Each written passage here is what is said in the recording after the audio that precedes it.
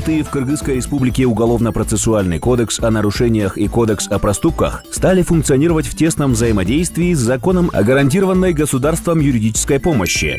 По новому Уголовно-процессуальному кодексу подозреваемого в совершении преступления с момента его задержания сопровождает адвокат.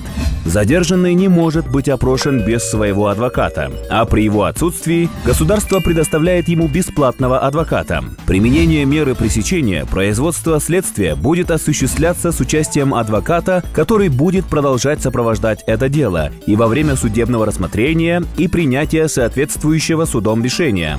Государственный адвокат будет предложен из реестра Центра гарантированной государством юридической помощи. Его услуги будут бесплатными.